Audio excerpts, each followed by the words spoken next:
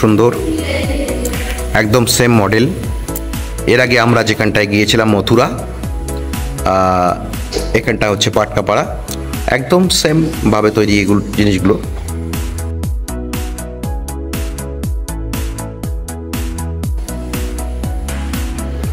আমরা চলে এসেছি পাটকাপাড়ার সেই স্থানটিতে যেখানটায় ক্রেশ ম্যানেজমেন্টের উপর একটা ট্রেনিং হবে, এবং আমার সঙ্গে যারা যারা এসছেন তাদের মধ্যে আছে গৌতম গাঙ্গুলি, দীপঙ্কর চক্রবর্তী এবং আমি দীপঙ্কর দেবনাথ। তবে চলুন শুরু করা যাক। আমরা এখন চলেছি নিমতির পথে।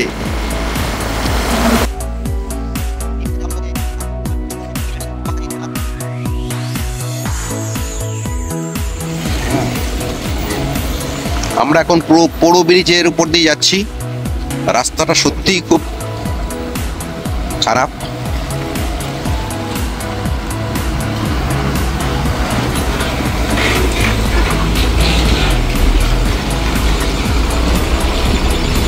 এটা নিমতি যাওয়ার আগেই পড়ে।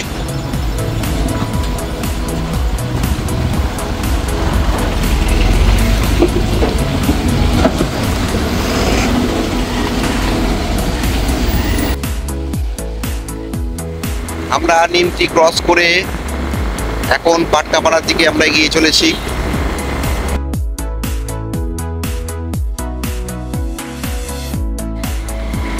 এটা হচ্ছে পাটকাপাড়া হাই স্কুল, আমরা এটাকে ক্রস করছি।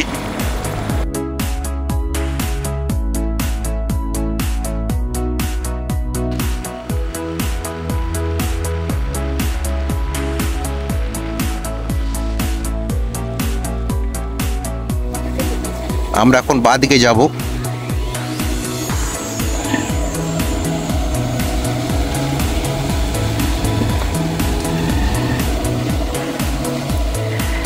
খুব সুন্দর জায়গা, দুপাশ দিয়ে রাস্তার দুপাশ দিয়ে সুন্দর সারিবদ্ধ গাছ, সামনে চা শ্রমিকরা চলেছে।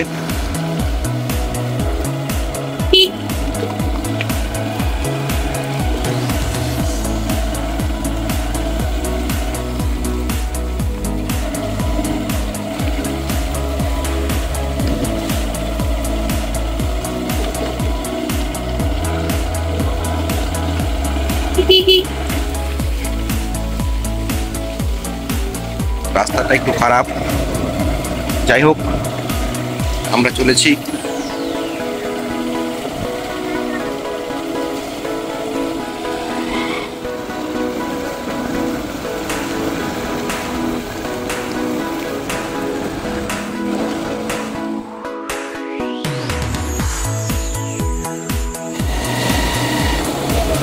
আমরা আমাদের গন্তব্যস্থলে চলে এসেছি।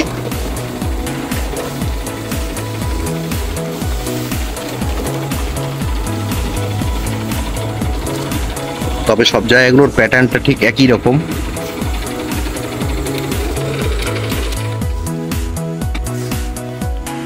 হ্যাঁ দীপঙ্কর, তবে গৌতম কোথায়? আচ্ছা, আমাদের গৌতমও চলে এসছে। আচ্ছা, তোমরা বাইকটাকে করে দাও, প্লেস করে দাও, আমিও আছি। আমরাও চলে এসেছি। ঠিক আছে, তবে হালকা একটু বৃষ্টি হওয়াতে একটু আমাদেরকে রেইনকোট পরে আসতে হলো। তো যাই হোক, বৃষ্টি কিন্তু হয়েই চলেছে, একটা ঝিরঝির বৃষ্টি। আমরা চলে এসেছি ক্রেশ এর ট্রেনিং দেওয়ার জন্য। এটা হচ্ছে পাটকাপাড়া।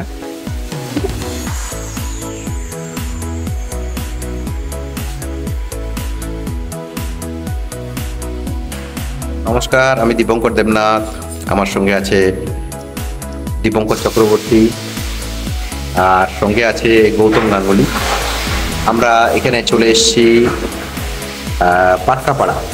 পাটকাপাড়া টি গার্ডেনের ক্রেশ ম্যানেজমেন্টের একটা ট্রেনিং প্রোগ্রামে।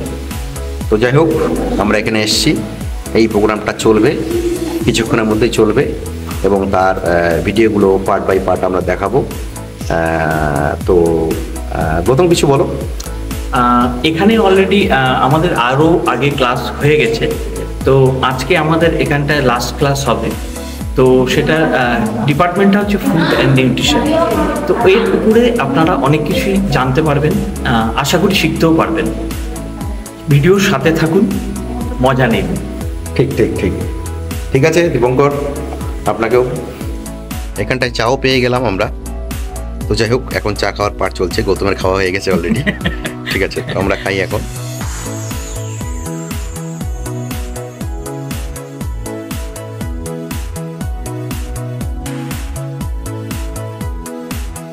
আপনাদের স্বভাবতই এটা মনে হতে পারে যে ক্রেশ বিষয়টা কি, এবং এই ক্রেশ বিষয়টা কি সেটা আমরা এর আগের যে ভিডিওটা ছিল সেটার মধ্যে আমরা বলেছি। তবে আপনারা আগের ভিডিওটা একবার দেখে নেবেন, তবে বিষয়টা আরও ভালো বুঝতে পারবেন। আর আমাদের ক্লাসগুলোর দিকে এবার একটু এগিয়ে চলি। তবে আমরা একটু এই চা খাওয়ার পরবর্তী সময়েতে আমরা একটু প্রকৃতির মজাটা নিলাম, সেটার ভিডিওগুলো আমরা দেখাচ্ছি। চলুন তবে সবগুলোই হোক একটার পর এক। চা গাছগুলোকে একটু ভালোভাবে দেখুন। কোনো গাছের মধ্যে সেই যে একটা হলুদ রঙের প্লাস্টিককে লাগানো থাকে, যেটার মধ্যে আঠা লাগানো থাকে, এখানে এই গাছগুলোর মধ্যে আপনি দেখতে পাবেন না। আপনি যদি প্রত্যেকটা গাছকে ফলো করেন দেখতে পারবেন এরকম কিছুই লাগানো নেই। এইটা হচ্ছে ছায়াবৃক্ষ, এটার মধ্যে সেরকম কিছুই লাগানো নেই। এবং এটার কারণ হিসাবে যেটা বলা হচ্ছে যে পোকামাকড়কে দমন করে এরকম একটি গাছ আছে, এবং সেটা ন্যাচারাল একদম ওয়েতে, সেটার নাম হচ্ছে সিট্রোনিলা। আপনারা নামটা হয়তো শুনেছেন। এবং এই যে ঘাসটি আপনি দেখতে পাচ্ছেন, এটার নামই হচ্ছে সিট্রোনিলা। এই ঘাসটি পোকামাকড়কে দমন করতে পারে, এবং যার জন্য এখানে এই যে ছায়াবৃক্ষগুলো আছে তার মধ্যে কিন্তু এরকম কোনো প্লাস্টিক লাগানো নেই, যেটা আমি অন্যান্য চা বাগানে আমরা দেখে থাকি। হলুদ রঙের একটা প্লাস্টিক এবং সেটার মধ্যে আঠা লাগানো থাকে, এবং পোকাগুলো সেখানটায় আটকে যায়, এবং সেই পোকাগুলো যেটা চা পাতার ক্ষতি করে, এখানে সেটা দেখতে পাবেন না। যাই হোক, আমি একটু সামনে থেকে সিট্রোনিলা গাছকে দেখাচ্ছি। রাস্তার দুপাশেই সিট্রোনিলা গাছ লাগানো আছে। আমরা একটু কাছ থেকে দেখাচ্ছি সিট্রোনিলা গাছটা কেমন হয়। এটা এক শ্রেণীর ঘাস।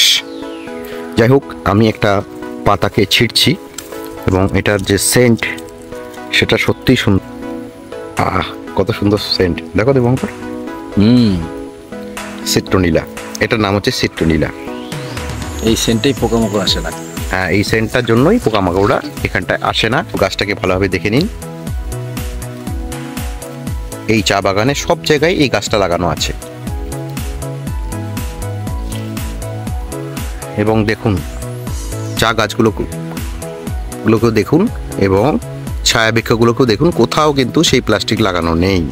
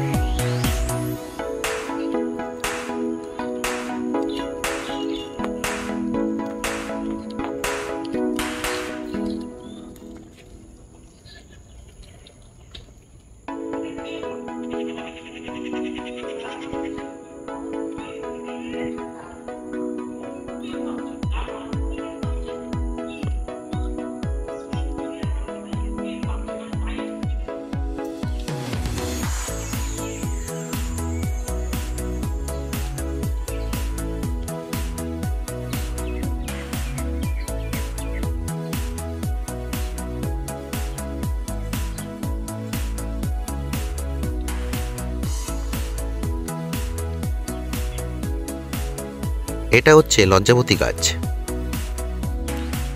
যেটাকে ইংলিশে বলা হয় টাচ মি নট। আমরা সত্যি একটু টাচ করে দেখব যে সে কি আদৌ লজ্জা পায় কি পায় না।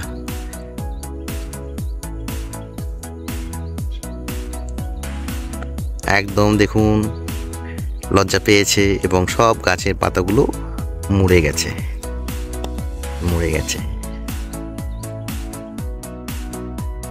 এটা কি জিনিস? এটা খুকড়ি মানে এটা মানে ব্যাঙের ছাতার মতো দেখতে।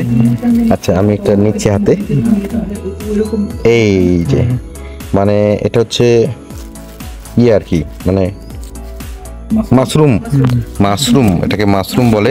ঠিক আছে, তো এটা কিভাবে বানায়? এটা রান্না করে কি দিয়ে, কিভাবে রান্না করে? এটা পরিষ্কার করে হ্যাঁ রান্না করতে হবে। যা লাগে আর কি, পেঁয়াজ, কাঁচা লঙ্কা, টমেটো দিয়ে হ্যাঁ এটা চচ্চড়ি, ছোট মাছের চচ্চড়ি হালকা মানে গ্রেভি, একই প্রসেসিং। মাছের থেকে এইটা টেস্ট বেশি মানে পুরো হালকা গ্রেভি থাকবে আর কি।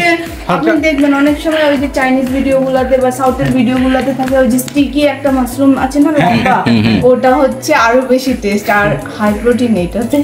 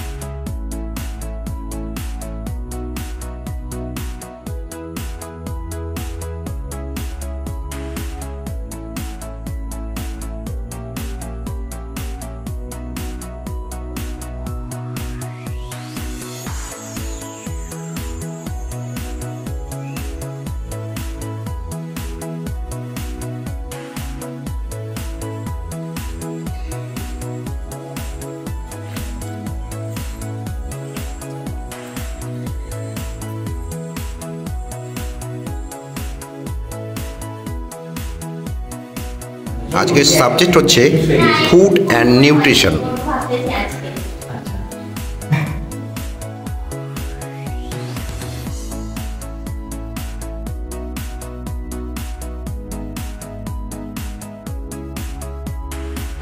আজকে আমাদের মেইন ক্লাসটা কিসের উপরে? Food and nutrition. তো ফুড অ্যান্ড নিউট্রিশনের মানে হচ্ছে খাদ্য এবং পুষ্টি। ঠিক আছে, এই দুটো জিনিসের সাথে এই জিনিসগুলো যুক্ত। যেমন এটার মধ্যে মেইন জিনিসটা হচ্ছে ভিটামিন এবং মিনারেলস। ঠিক আছে, ভিটামিন আর মিনারেলস মানে খনিজ পদার্থ যেগুলো আমরা ইয়ে থাকে। ঠিক আছে, সেই জিনিসটা এখান থেকে বের করে নেব। এই ক্লাসের মাধ্যমে আমরা বুঝে নেব যে ভিটামিনস এবং মিনারেলস গুলো কি কি। ঠিক আছে, এরপরে আচ্ছা এইটুকু লেখা হয়ে গেলে তারপরে আমি বাকিটা লিখব। ঠিক আছে, আচ্ছা আজকের ক্লাসটা একটু ডিটেইলসে হবে। ঠিক আছে, ধৈর্য রাখতে হবে, কারণ আমাদের বাচ্চাদের নিয়ে কারবার। তো এবার বাচ্চাদেরকে যদি সুস্থ রাখতে হয় তাদের যেন ওরা প্রচুর পরিমাণে ভিটামিন এবং মিনারেলস যুক্ত খাবার পেতে পারে, সেই ব্যবস্থা আমাদেরকে করতে হবে। না হলে ওদের পুষ্টি ঠিকঠাক মতন হবে না, এবং পুষ্টিজনিত যে রোগগুলো হয় সেটা কেন হয় সেটাও আজকে ডিসকাস করবো আমি এই ক্লাসে। ঠিক আছে, সুতরাং আমাদের এই ভিটামিনস এবং মিনারেলস এটা কিন্তু আজকের ক্লাসের প্রধান বিষয়। ঠিক আছে, এটা B1 কে আমরা কি বলে থাকি? Thiamine, THIAMIN, thiamine. ঠিক আছে, এরপরে আসবে B2 রাইবোফ্লাভিন। কেন আমি এই ভিটামিনগুলো উল্লেখ করছি তা একটু পরেই আপনারা জানতে পারবেন, কারণ এই জিনিসগুলো কিসে কিসে থাকে, কোথা থেকে আমরা পাই। ঠিক আছে, এই ব্যাপারগুলো আমাদেরকে জানতে হবে, কারণ কি এই জিনিসগুলো নিয়েই আমরা ওদের খাদ্যগুলো তৈরি করি। মানে এখানে যে ধরনের খাবার আমরা তৈরি করি তার মধ্যে থেকেই আমরা পাই। ঠিক আছে, সেটা হতে পারে বিভিন্ন ধরনের ফল, ঠিক আছে, সবজি, গ্রিন লিফি ভেজিটেবলস মানে সবুজ পাতাযুক্ত সবজি। বি নম্বরটা হচ্ছে রাইবোফ্লাভিন, RIBOFLAVIN, এটাকে আমরা B2 বলে থাকি। ঠিক আছে, এরপরে B3 নিয়াসিন, নিয়াসিন NIACIN, এটা হচ্ছে B3 টক্সিন।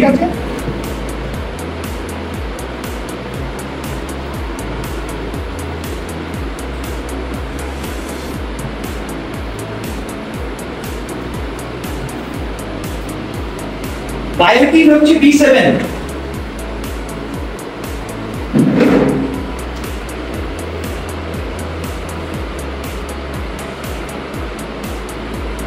বায়োটিন হচ্ছে B7, ফলিক অ্যাসিড হচ্ছে B9 বা ফলেট বলা হয়ে থাকে। FOLAT বা ফলিক অ্যাসিড, হ্যাঁ এটা হচ্ছে পাইরিডক্সিন, PYRIDOXINE।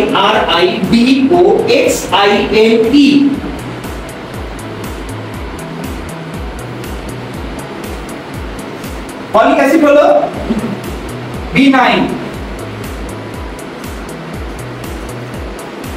মানে ডিরেক্টলি ওটা আমরা মানে এই ধরনের যেটা ভিটামিন আমরা যেমন পেয়ে থাকি, ভিটামিন এ যে সোর্স গুলো থাকে, উৎসগুলো থাকে, মিনারেল আমরা সেরকম ভাবে পাই না। তো মিনারেল কি করে পাওয়া যায়? আমাদের যে মাটি, সয়েল, সেই সয়েল থেকে কি হয়, গাছ সেটাকে অ্যাবজর্ব করে। গাছ প্রথমে ওই জিনিসটাকে অ্যাবজর্ব করে মিনারেল, তারপরে ওই গাছ থেকে কি হয়, বিভিন্ন সবজির মাধ্যমে আমরা সেই জিনিসটা বাজারে আমরা কিনি না, সবজি কিনি তো, গ্রিন লিফি ভেজিটেবলস, যেটা একটু আগে বললাম। আমি এরপরে গ্রিন লিফি ভেজিটেবলসটাকে GLV বলবো, ঠিক আছে? মানে প্রত্যেকবার গ্রিন লিফি ভেজিটেবলস বলবো না, আমি ওটাকে শর্টকাটে কি বলবো, GLV। এর মানে হচ্ছে গ্রিন লিফি ভেজিটেবলস। সেইভাবে আমরা মিনারেলস গুলোকে পেয়ে থাকি। এবার শর্টে একটু দেখে নেবো যে মিনারেলস গুলো কি কি জিনিস, ঠিক আছে? কারণ এই মিনারেলস গুলো সম্বন্ধে আমাদের জানতে হবে। ক্যালসিয়াম, আয়রন, ফসফরাস, ঠিক আছে, সোডিয়াম, হ্যাঁ, কোবাল্ট, কপার, ঠিক আছে, সেলেনিয়াম, এই যে জিনিসগুলো এগুলো আসবো আমি। এবার এটা জাস্ট উদাহরণ হিসাবে এই জিনিসটাকে আমি লিখবো। তো এটুকু লেখা হয়েছে? আচ্ছা আচ্ছা, আমি একবার বলে দিই। It can not synthesise in our body directly but can be obtained from GLV। GLV মানে গ্রিন লিফি ভেজিটেবলস, ঠিক আছে?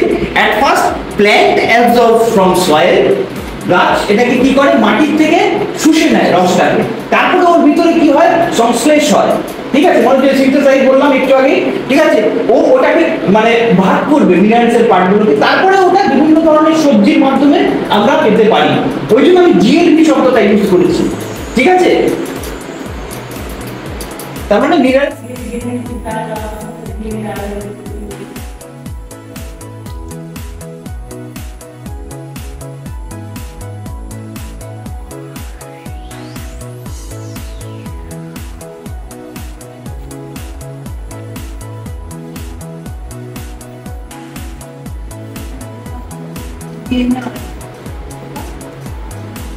ফরমেশন অফ আখের যে হাটটা, এটাও কিন্তু একটা বস্তু, কিন্তু এটাকে আমরা বাংলায় কি বলি, তরুণাস্থি। তরুণাস্থি কারণ এটা বেন্ড হতে পারবে, বেন্ড হয় তো। এই যে মেটাবলিজমটা, এই যে পদ্ধতিটা, ঠিক আছে, এই বোন মেটাবলিজমটা হয়ে যায় এর কারণে। যদি মানে ব্যাপারটা কি হচ্ছে, অনেক সময় আমরা একদম ঘুষি মারলো, ঠিক আছে, নাক ভেঙে গেছে, ঠিক আছে, তারপরে কি হচ্ছে, ও নিজে নিজে হিল করছে এই জিনিসটাকে। এই হিলিং ক্যাপাবিলিটিটা যদি না থাকে তাহলে কি করে হবে? তো তার জন্য কে দায়ী? ভিটামিন কে, ঠিক আছে? তার মানে যদি আমাদের ভিটামিন কে ডেফিসিয়েন্সি হয়ে যায় তাহলে বোন মেটাবলিজম এটা প্রবলেম হবে, এটা অসুবিধা হবে, আমাদের বোনটা ফাংশন ঠিক করবে না, ঠিক আছে? ফাংশন ঠিক করবে না মানে ওই যে ডিফর্মিটিস, মানে অসুস্থতার লক্ষণগুলো আমাদের প্রকাশ পাবে, ঠিক আছে? আমি অনেক সময় আমরা দেখি মানুষ হাঁটছে, হাঁটতে হাঁটতে ফট করে একটা ব্যালেন্স হয়ে গেল, মানে ফট করে যেন ব্যালেন্সটা পাচ্ছি না, এই পায়ের যে গোড়ালি, এই ব্যালেন্সটা আমি পাচ্ছি না, ঠিক আছে? ডিসব্যালেন্স হয়ে যাচ্ছে, পড়ে যাওয়ার মতন অবস্থা হয়ে যায়। পিপি হাঁটছিলাম কিন্তু হঠাৎ করে না কি একটা ডিসব্যালেন্স হয়ে গেলাম, ঠিক আছে? এই যে বোন মেটাবলিজম, ঠিক আছে, তারপরে ক্যালসিয়াম লেভেল, ক্যালসিয়াম যদি কমে যায় তাহলে কি হবে? বোনের শক্তিটা কমে যাবে, সে পাওয়ারটাও পাবে না, ঠিক আছে? তার জন্য কিন্তু ভিটামিন কে লেভেল দায়ী। এই জন্য যখন একটা প্রেগনেন্সি হয়, একটা বাচ্চা যখন জন্ম নেয়, তাদেরকে ক্যালসিয়াম খাওয়ানো হয়, ঠিক আছে?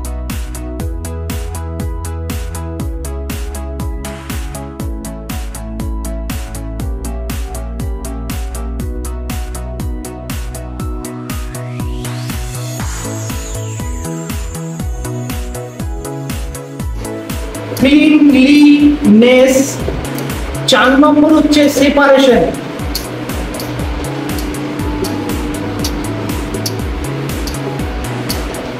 ক্লিনলিনেস কি বললাম, যে যখনই আমি র প্রোডাক্ট মার্কেট থেকে নিয়ে চলে আসবো বা পারচেজ করে আনবো, তখন তাকে প্রপারলি ক্লিনিং করে তারপরে আমাকে, যদি মনে করি যে আজকে আমি এই সবজিটা রান্না করবো না, তাহলে আমাকে সেটাকে প্রপার স্টোর করতে হবে। ঠিক আছে, প্রপারলি স্টোর করবার এর পরের স্টেজটাতে আসবো আমি টেম্পারেচার। এবার এই টেম্পারেচারটাকে মেনটেন করা হবে। সাধারণত আমাদের খাবার কন্টামিনেটেড বা খারাপ হয়, ব্যাকটেরিয়া ফর্ম করে 5 ডিগ্রি থেকে শুরু করে 160 ডিগ্রির মধ্যে। সুতরাং আমার খাবারকে 0 ডিগ্রি সেন্টিগ্রেড, ঠিক আছে, থেকে 5 ডিগ্রির ভেতরে রাখতে হবে। তাহলে সব থেকে বেস্ট ওয়ে হচ্ছে 0 থেকে 4 এর মধ্যে রাখা, অথবা তারপরে 160 ডিগ্রির উপরে। তাহলে 5 ডিগ্রি, এই যে 5 নম্বর পয়েন্ট হচ্ছে টেম্পারেচার। এটাকে আমরা কি করে থাকি, খাবার বা ফুড কন্টামিনেশনের ক্ষেত্রে danger zone, temperature danger zone. Temperature danger zone কোনটা, 5 ডিগ্রি থেকে শুরু করে 160 ডিগ্রি অবধি। তার মানে আমাকে খাবারটা এর মধ্যে রাখা চলবে না। ঠিক আছে, ফুড কন্টামিনেট হতে পারে, ব্যাকটেরিয়া বা অ্যাটাক হতে পারে। ঠিক আছে, তার মানে 0 ডিগ্রি থেকে 5 ডিগ্রির মধ্যে রাখতে হবে জিনিসগুলো, যাতে আমরা প্রপার খাবারটাকে টেম্পারেচারে রাখতে পারি। ঠিক আছে, আবার বাচ্চাদের খাবার দেওয়ার ক্ষেত্রে এটাও আমাদের মাথায় রাখতে হবে, তাকে যেন আমরা খুব গরম খাবার না দিই অথবা খুব ঠান্ডা খাবার না দিই। ঠিক আছে, এটাও মাথায় রাখতে হবে। যখন আমরা বাচ্চাকে খাবার দেবো, খুব গরম দুধ কি দেই আমরা, দেই না তো, টেম্পারেচার একটু হালকা ঠান্ডা করে নিই না, এই হচ্ছে টেম্পারেচার। ঠিক আছে, আর সেপারেশনের প্রশ্নটা এটা কোথা থেকে আসছে, সেপারেশন মানে কি? তার মানে আমি একটু আগে যেটা বললাম যে র ফুড এবং কুকড ফুড এই দুটোকে এক জায়গায় রাখা যাবে না। র ফুড মানে একদম কিনে আনা মাংস, ঠিক আছে, ভেজিটেবলস, যেগুলো আমি র ফুড কিনে আনলাম, আর তার সাথে আমি একটা ডিমের ঝোল, মাছের ঝোল, এগুলো সব রান্না করে রেখেছি। সেই দুটো জিনিসকে আমি কখনোই একই কম্পার্টমেন্টে রাখবো না, আমাদেরকে আলাদাভাবে রাখতে হবে। ঠিক আছে, তাহলে এই 5টা পয়েন্ট এখানটায় বোঝানো গেল, ক্লিয়ার সবার কাছে? প্রথমটা কি ছিল, ফুড পয়জনিং। 2 নম্বর ছিল ফুড কন্টামিনেশন, ছোঁয়াচে যেন ব্যাপারটা না থাকে। ঠিক আছে, ক্লিনলিনেস, এই ব্যাপারটা কি থাকছে, পরিষ্কার রাখতে হবে। আমি যেখানেই রাখি ওদের খাবার, সেটা হতে পারে যে র ফুডের, হ্যাঁ সেটা র ফুডের ক্ষেত্রেও হতে পারে, আবার আমার রান্না করা খাবারের ক্ষেত্রেও হতে পারে। মানে ক্লিনলিনেসটা আমি 2 জায়গাতেই বজায় রাখবো। ঠিক আছে, মানে আমার খাবার তৈরি করার আগের যে খাবারগুলো এবং খাবার তৈরি করে ফেলেছি সেই খাবারগুলো, দুটোকেই আমাকে একদম পরিষ্কার রাখতে হবে। ঠিক আছে, তাহলে এই পার্টটা আমাদের ক্লিনলিনেসের মধ্যে চলে আসছে। সেপারেশনের পার্টটা বলে দিয়েছি যে দুটো পার্টকে আমি কখনোই একসাথে রাখতে পারবো না। কেন? তার কারণ তার মধ্যে ডাস্ট পার্টিকেলস, ডাস্ট মানে কি, ধুলোবালি এইসব, বা ধোয়া হয়নি ঠিকঠাক। ঠিক আছে, আমি এনেছি শাকটাকে এনে ডাইরেক্ট পাশে রেখে দিলাম, আমার রান্না করা খাবারটার পাশে, হবে না, সেটা রাখা যাবে না। ঠিক আছে, সেই জিনিসটা রাখতে হবে। তাহলে আমাদের এখন এই যে আমরা যেটা করলাম, মানে ফুড হাইজিন প্রিপারেশন, মানে হাইজিন ফুড প্রিপারেশন এবং স্টোরেজ, এই পার্টটা আমাদের এই 5টা স্টেপের মাধ্যমে কমপ্লিট হয়ে গেল। ঠিক আছে,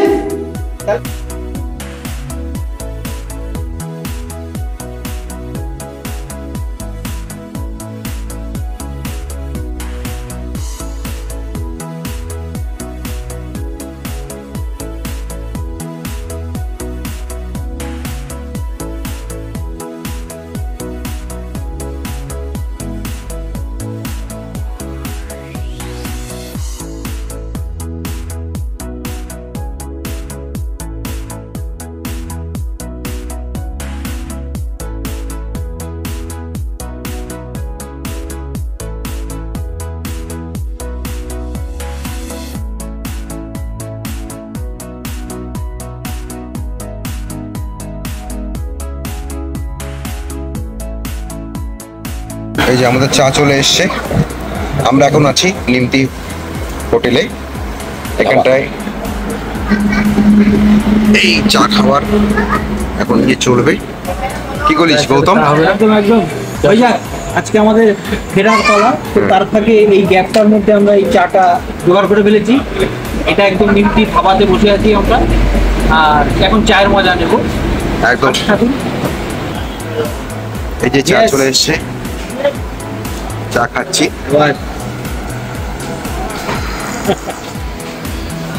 দারুণ। একদম দারুণ। চায় সেই টেস্ট, সেই টেস্ট। ওই যে কি নাম জানি ছিল, দেখি বলে দেখি পাওয়া যায়। 5 টাকার কি বিস্কুট আছে বললেই কিনবে।